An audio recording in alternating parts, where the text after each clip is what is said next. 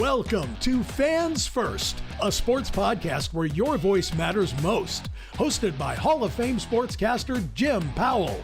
This is the show that puts fans at the heart of the conversation. Whether you're cheering in the stands, screaming at the TV, or debating with friends about the latest trades, Fans First is here to amplify your thoughts, your insights, and your love for the game. Well, I hope you forgive me on wearing my reading glasses because Steve Burkowski is very successful in many things. One was finding the great lives in the world. And she wrote, of course, this introduction to make sure that they got right. I'm actually making that up. I just wanted to tease Steve Burkowski a little bit. He just celebrated 25 years at the Golf Channel and NBC Sports. He's worked as a play-by-play announcer for college events like NCAA championships, USGA amateur championships.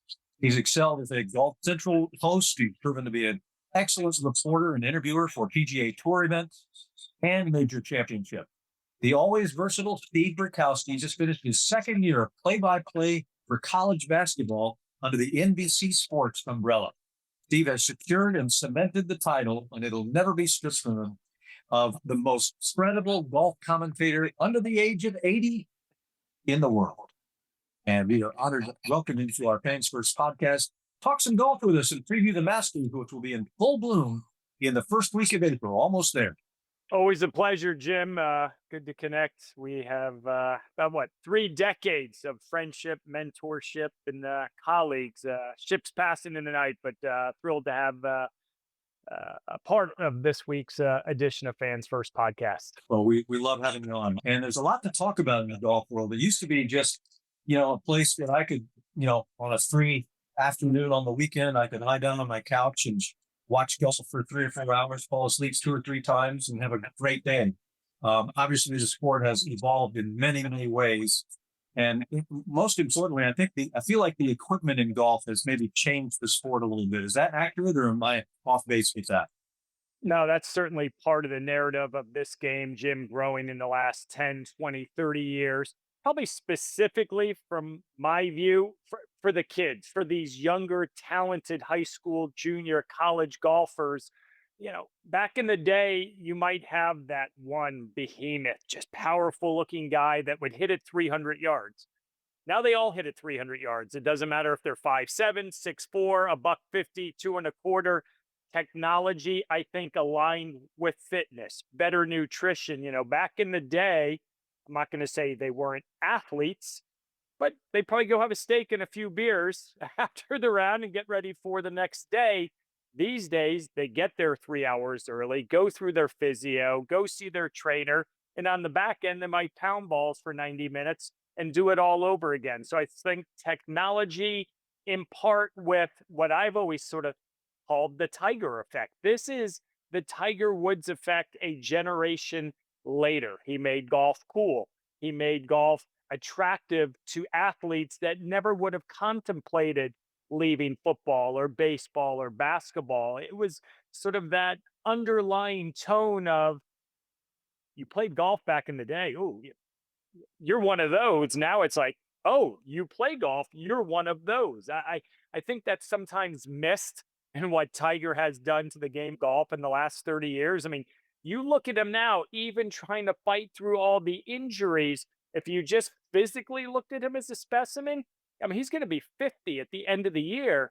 He still is committed to trying to get bigger, stronger, healthier. So I think your technology point is spot on. And then you add that with all the other layers.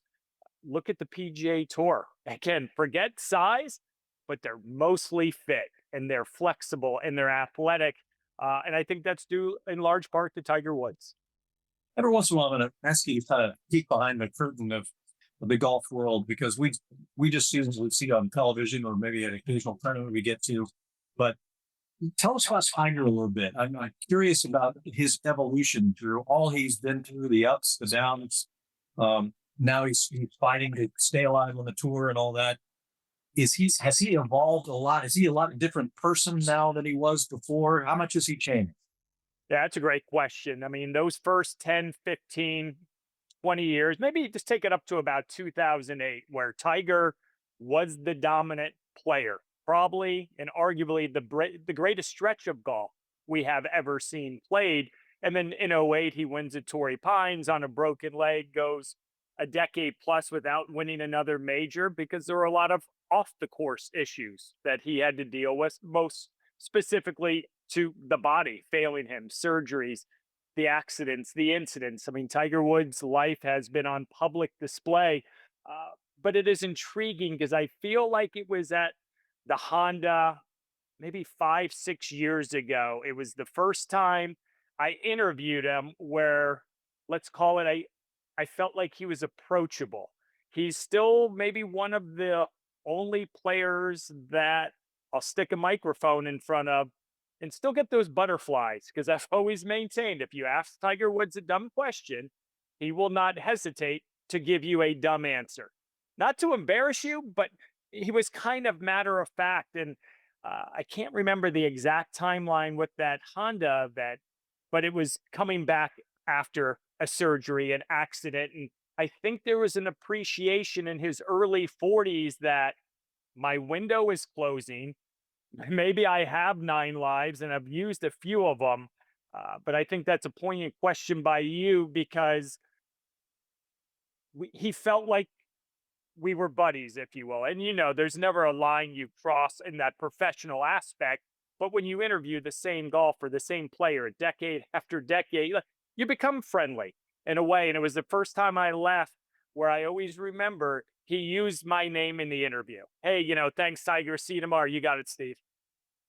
And for me, don't ask me why. It's something that's sort of a nod of respect, if you will, of we know each other. So I would say in the last 5, 6, 7 years, obviously the win at Augusta National for major championship number 15. Gosh, that's 6 years ago now. But for his son Charlie to be there and to have that image from when he first won, hugging his dad, to nearly a quarter century later, he's hugging his son. I think it's really come full circle. While you've learned, or at least I have, never doubt Tiger Woods, never say never. This latest setback with the Achilles heel tear. I mean, he's done for the year, barring some magical Aaron Rodgers return. Um, we probably won't see him play on the PGA Tour for the next 4, 6, 8 months, which then opens up a whole nother question of does he play on the PGA Tour Champions when he's 50? Because you are allowed to take a golf cart. And he said that's been the one thing standing in his way, the actual physical act of walking 72 holes. But I think this side of Tiger, on the back end of his career, he's become a little warmer, a little more approachable. And I think, quite honestly, has endeared himself to a lot of fans that respected him, but maybe didn't admire him as a person outside the ropes because of choices he made, decisions that he brought upon himself. And I think that's what becoming a father really does to you. If you're a sanitation worker or one of the greatest ever play the game, you realize now there's the internet, and my kids can Google me and see some of my missteps in the past. And I think first and foremost, being a great father has been paramount for Tiger Woods. I'm not asking you to become a PR director for the Masters tournament, but a lot of people feel, myself included, that it just has something special about it that I'm not sure any other event on any of the tours can match. Is that accurate? I mean, is the Masters really special like that, or is that just my imagination? And secondly, is the Masters the number one tournament in your mind? I mean, if you held a canvas or a series of pro golfers on the tour, would they all list the Masters number one as that's the one I've never won, I've got to go win that? Emphatic yes on the first. It is as good of an experience for everyone involved. If you're a player, a patron, watching on your couch at home. And I'd say a strong yes on 70, 80, 90% of the guys on tour would say the Masters is number one on their list. Maybe you get the Open Championship for some international players or Europeans. I've always maintained from my very first visit to Augusta, which was in 1996, courtesy of you giving me a media pass that once was used by Larry Maddox as a stringer for WVOC in Columbia, South Carolina. and I'm 22, 23 years old, calling in reports from the payphone bank behind the old Augusta National Media Center. It means the world to me that that started and that I'm able to continue to go decades later. And each and every time I step foot on the grounds of Augusta National Golf Club, it never disappoints. I've maintained that in all the good fortune I've had in golf and other sports. Super Bowl, pick your pinnacle of that particular endeavor. Augusta National is better in person, and TV, while it is amazing, if you ever get the chance to walk the property and see the elevation changes and that everything is green, and when the azaleas pop as it appears the warm weather looks like it might be on schedule, there's nothing like it, Jim. And it's funny because we always hear now a tradition unlike any other, first coined by Jim Nance in 1986, then trademarked by the Masters tournament. And Jim Nance, has been a fixture of those broadcasts for nearly 40 years. I think for the casual fan, it's the beginning of golf. For the diehard, they've been watching for the last 3 months. But as much of the country thaws out, getting their clubs out of the garage, you carve that Thursday through Sunday. Maybe I got a little cough, boss. I better go home for a couple of days so I don't get everyone sick. And you watch it, and then you go to the masters.com app. You don't even have to leave the office. They are the standard without hesitation in growing the ability. And they've opened the doors. They've peeled back their curtain in recent years to say, you know what? Let's bring more people in from so many different ways. I want to circle back to the equipment issue because I'm curious about how the equipment and its evolution, has it changed the Masters at all? Has it changed Augusta National? Have they had to make adjustments to account for the changes in the equipment? Because obviously the sport is different than it was 30 years ago. That's a great point. And I will preface it by saying Augusta National, with all due respect, they do their own thing. They share information on a need-to-know basis, and they're kind of the ones that will let you know when you need to know. I hold them in the highest regard. They've been kind to me through the years, being a part of all their tournaments, the Augusta National Women's Amateur, the Latin Am, etc. But back in the day when Tiger just tore through it in 1997 like nobody had seen, although Jack did it in the early 60s with subpar equipment, shall we say. There was always that, they're going to try to tiger proof the golf course. It wasn't necessarily a technology thing because no one hit it like Tiger hit it. But through the years, they will make some tweaks. Hey, we've created a new tee box that lengthens this hole 20 yards. We saw it at 13, the famous par 5 around the corner. It's now 20 or 30 yards longer. So they make these subtle, and they'll let everyone know in, Masters Week of this is a little different. This is a little different.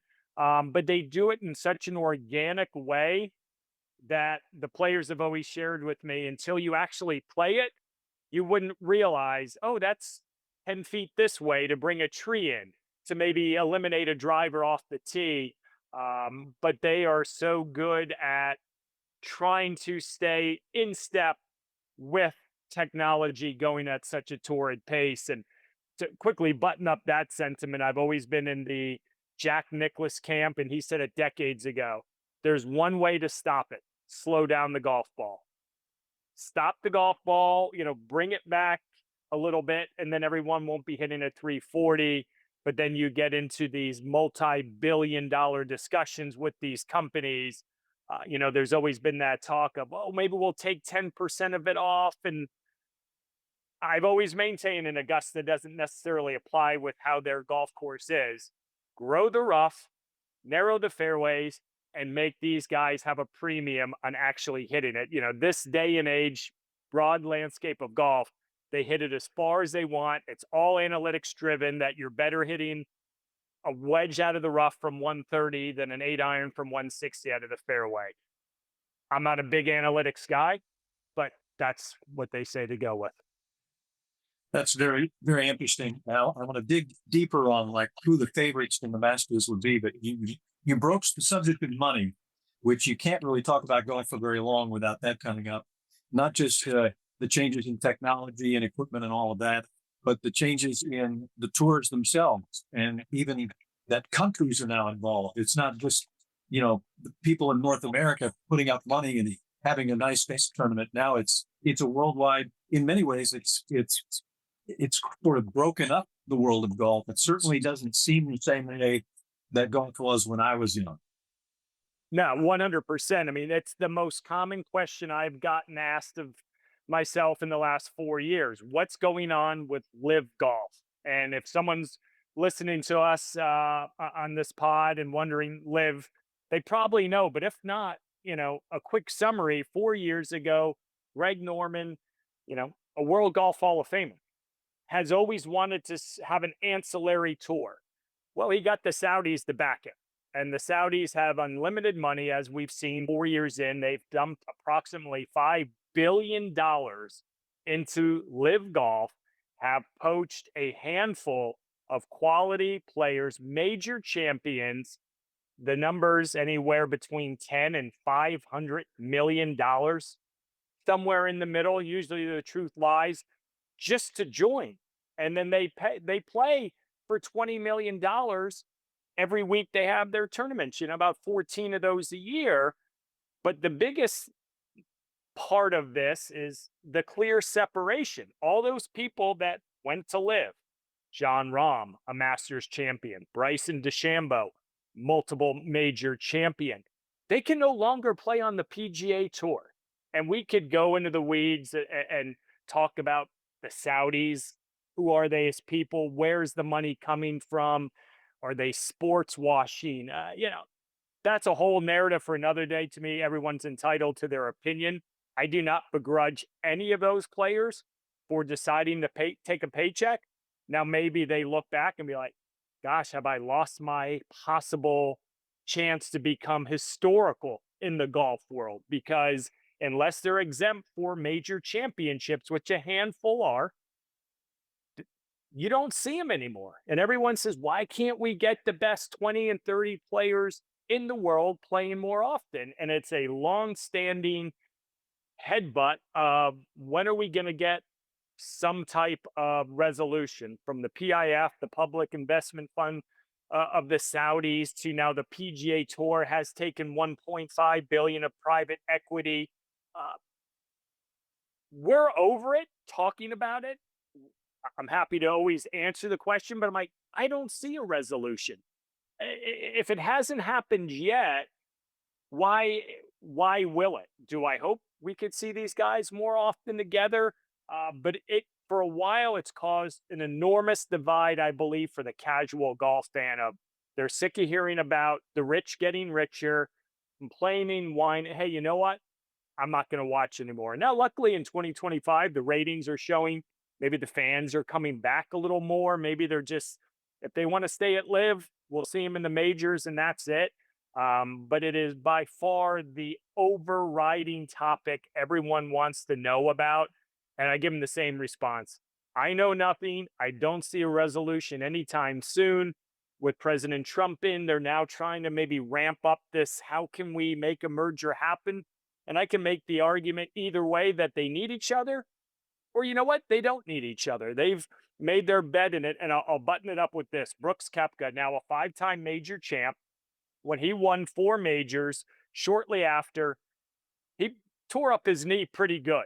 And there was a lot of, am I going to get healthy? Am I going to get 100%? And I vividly remember a conversation when I asked him about LIV. And he said, I am my own company. I started from nothing and I'm selling it at an all-time high.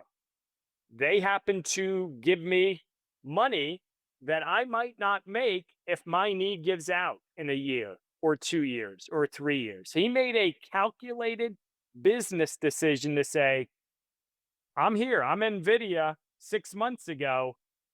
Can I get there, or am I more likely to go down here? And he said it's purely a business decision. I think some people go over the top of, oh, Saudis, again, not the best people in the world. You might not have them at Thanksgiving dinner. Uh, but I don't begrudge them. I mean, who would turn down guaranteed money? Now there's an offset. Your ability to play on the PGA Tour is gone, and I don't know if it will ever come back. Well, I do say I know one golfer who would not just take the guaranteed money. His name is Steve Burkowski. You cannot be bought, my friend. I know you too well. So everybody else is walking away, dragging bags of money back to their cars. And Steve Burkowski is just giving us all the information, straightforward, like a great reporter that he is. So I'm sure they tried. I'm sure the Saudis came at you hard, but you fought well, it's funny. They mustn't have my phone number because I never got the call. All right, let's go back to the Masters tournament, this year's edition in 2025. Are there some obvious favorites? Do you feel like this course and the way it's set up, and all the other factors we've talked about in golf already, do you feel like there's a handful of golfers that are clear favorites? Yeah, I mean, I think you start right at the top with Scotty Scheffler, a Masters champ. He has been on a 18 to 24 month run that rivals the dominance Tiger's had. And Scotty would be the first to tell you, I'm not Tiger-like, but the numbers have shown what he did last year, 7 victories, the green jacket. You're like, man, this kid is good. And I always get fired up because I've known Scotty since he's 14. So when I get to see the development of these young juniors into young men, into professional golfers, and now the number 1 ranked golfer in the world, I take a little professional pride in watching that evolution. So it always starts with Scotty. Now, the big thing with him, you go back to Christmas Eve, Christmas night dinner, he accidentally carved up his hand with some homemade ravioli that required surgery and stitches. And he didn't really get going till about February of this year. And while he's played well, he has not won. He has not had that same level of dominance we saw a year ago. So he tells us the hand is good. I believe Scotty when he says it, but maybe there's that slight uncertainty. So, if it's not with Scotty Scheffler, then it's the story that has been the last 10 years at the Masters. Rory McIlroy needs to win a green jacket to complete the career Grand Slam. Then you go on to the pantheon of the half dozen players that have ever accomplished that feat. Recall in 2011 when he was a kid making the turn second nine on Sunday, it was his to lose, and he lost it in emphatic style. Could not get to the finish line quick enough without giving it away. And he's won twice this year. He won at Pebble Beach. We saw him win the Players' Championship a couple weeks ago at Ponte Vedra Beach. He seems to be clicking on all cylinders, and he's very open and upfront of saying, the Masters is A1A for me. If I do that, then I've pretty much achieved everything else that I could have ever dreamed of. And here's a guy in his mid-30s. So I always think it starts with those two. You always look, if you want to go into the data, strokes gained, tee to green. Everyone breaks down these numbers. Whose ball striking is spot on that week? Hitting 14 greens around, hitting 9-10 fairways. And oh, by the way, I believe you need to have the best short game in the world to get around the greens at Augusta National Golf Club. I could give you a variety of other names to look at. It starts with Scotty and Rory. I'll throw one more at you. Colin Morikawa, who leads the PGA Tour in strokes gained total in 2025. He had a chance last year. He's been trending nicely. He hasn't gotten through the finish line. That wouldn't be far-fetched to see that. And then one of those LIV golfers we talked about, keep an eye on Joaquin Niemann, somebody that seems to be under the scrutiny of the LIV discussion. He could be an off-the-board international player that might make some noise come the weekend at Augusta.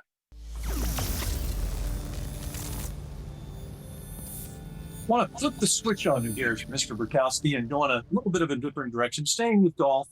But I'm interested to know how the golfers are, the professional golfers. I assume I don't know why I make this assumptions, but I assume that they are the easiest, or at least among the easiest athletes to deal with for sports media, no matter without regard to sport.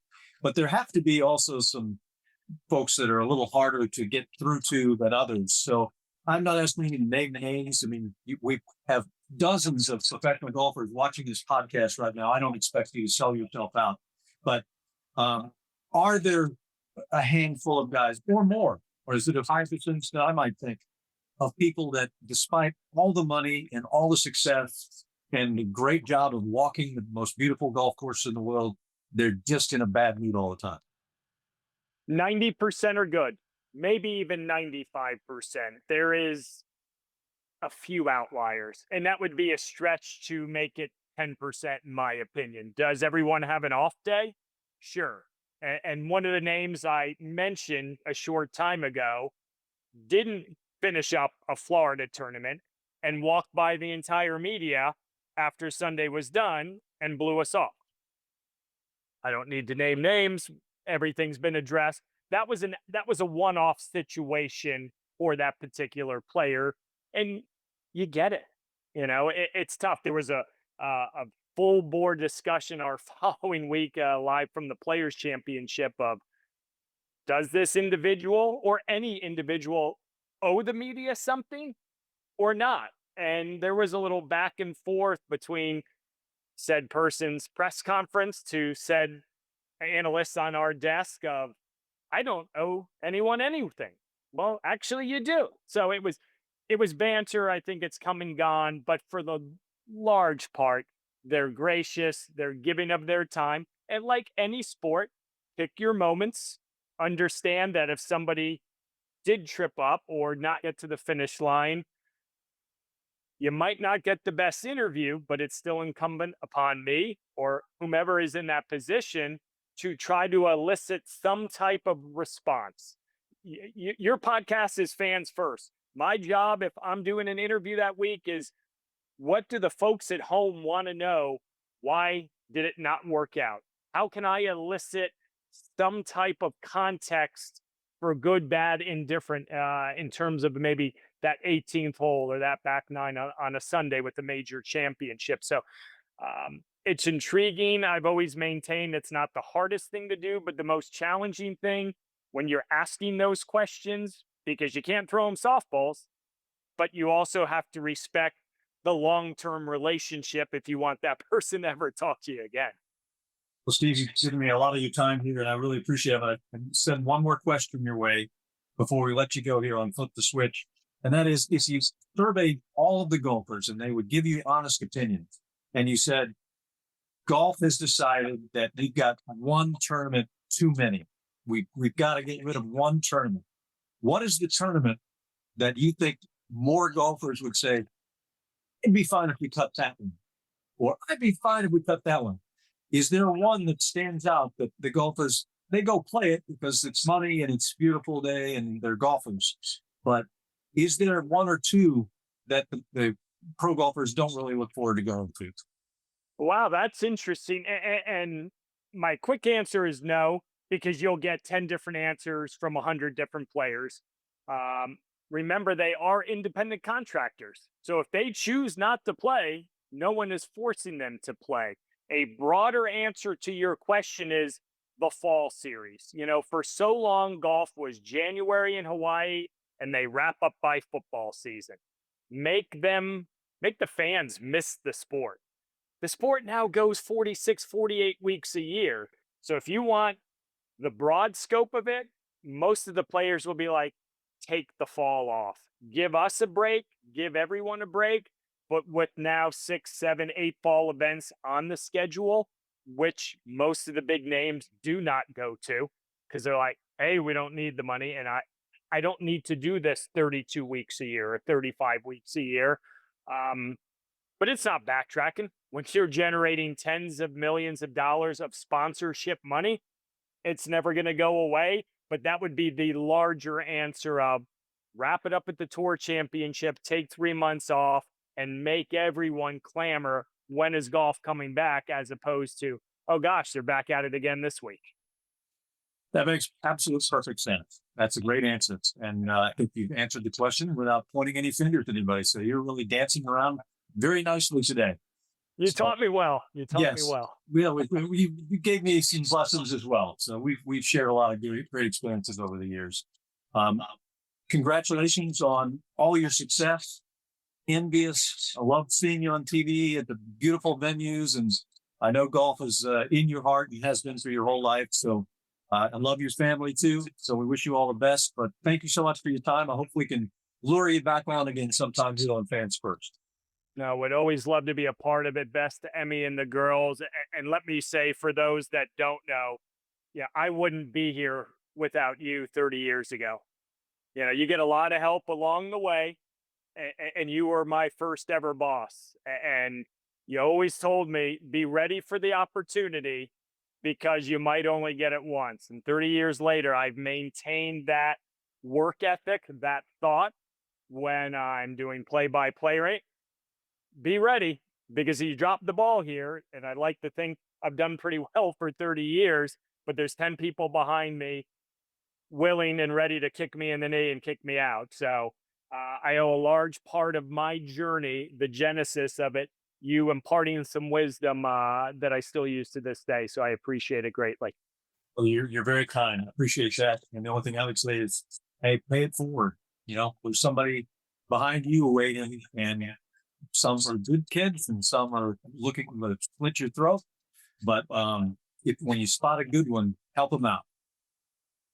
100%. I've been fortunate to guide a few people in the right direction, and it's nice to see when they reconnect and let me know how things are going. As you said, it's a feel-good situation because whether it's this profession or any, you need a little help, a little guidance along the way. So I will continue to do that. I thank you for having me on, and welcome the next time we can connect. I'll be looking forward to it, Steve. Great to see you, man. Likewise. Thanks, Jim. That's our special guest here on Fans First, Steve Burkowski, outstanding commentator, play-by-play man, great family man. Again, that goes right to the top of the list. And I know personally, having gotten to know his family over the years, that is the case. Thank you, Steve. We'll see you again soon. I'm sure we'll talk before long. Sounds great. Thanks, Jim. Hope you enjoyed our program today, and we certainly enjoyed bringing it to you. First time we've had a golf show, and so we went to the right guy. And I hope you get a lot of great information. Some of you that like to, do a little wagering around their golf tournaments probably picked out a couple of little cues in there from Berkey over the course of our conversations. His opinions are very credible. So if you're going to have to follow somebody, I would say he'd be at the top of the list. Thank you, Berkey. You got it, buddy. Well, we've reached one of my favorite points of every Fan First podcast when it's time for Get Off My Lawn. This is the feature where we solicit your opinions. We get you to send in voice memos and videos and audio clips with your questions or your comments or your opinions. And if they're great, we ring the bell for you because that's awesome. And if they're not so good and you need more work, you end up getting off our lawn. And that's where we are right now. Hey, get off my lawn. Hey, Barry from Birmingham here. I love your show, Jim, but we got to get real about something. The state of professional golf is really bad. The game is more lost, I'd say, than one of your tee shots. I mean, if not for Rory and Scheffler, the pro circuit would be almost indistinguishable from the old Hooters tour. Dietrich, Campbell, and Highsmith are a few names of winners on the PGA Tour this year. Meanwhile, stars like Spieth and Justin Thomas haven't won in, I would say, going on 3 years now. So you have star power dimming, and of course you have it divided, i.e. the LIV Tour, the land of shotgun starts and short pants. Does anybody ever discuss the return on investment for the Saudi prince? Geez, their ratings are lower than a tour of the Titanic. But I hear one LIV tournament had a sweet tea dunk tank, which is nice if we're going by the logic of Carl Spackler from Caddyshack. I'm just glad the king, Arnold Palmer, didn't live to see what has become of his once glorious game. Back to you, Jim. We didn't start Fans First so we would be kicking fans off our lawn all the time. We just thought that was kind of a clever way of saying, go back and work a little harder on your opinion. You didn't nail it this time. Well, it's time for my 2025 predictions. So far, the Braves have played only a few innings of baseball, just a fraction of this very long season. And I don't know the Braves well enough to predict whether they will win the NL East or fall behind the Mets or Phillies. But I do know me well enough to predict with 100% accuracy the words I will be yelling at the field or at my TV set night after night. Like, Snit, are you the only guy at the ballpark who can see that Spencer is out of gas? Or this old favorite, Snit, you're bringing this guy in to face Ohtani? And another familiar refrain, wait, you're going to let Dylan Lee pitch to Harper? There's a base open. I'll also say darn near every night, Arcia, what are you swinging at? Or, Ozzie, this is a huge yard. We just need a single dude. You don't have to hit it 450 feet. And there will definitely be at least one game when I direct my attention to behind home plate and say, CV, my man. I mean, Angel Hernandez retired. Why can't you? But I predict my most frequent exclamation will be, ball game, Braves win. Chop on, y'all. Well, when you hear that sound, you know what it means. That opinion was spot on. Thank you so much for your submission. We appreciate your contribution to our show. Thanks a lot. Well, thanks for joining us for today's episode of Fans First Sports Podcast. We really appreciate you being a part of our show. We especially appreciate it when you go and follow us on our socials. We're on all the different socials. We also have, of course, our YouTube channel, which we really appreciate you when you stop by there.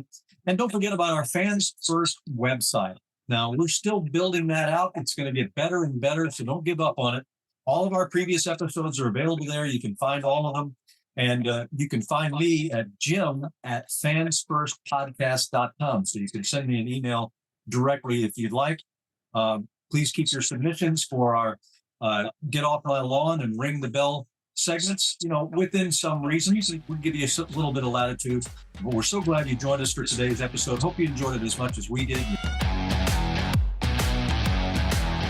Stay tuned, stay passionate, and keep celebrating the sport you love. Visit us at fansfirstpodcast.com to explore more. Sign up for our newsletter to receive exclusive updates and follow the podcast on social media to join our growing community of sports enthusiasts. Your voice matters to us, so don't hesitate to share your thoughts and connect with fellow fans. See you next time.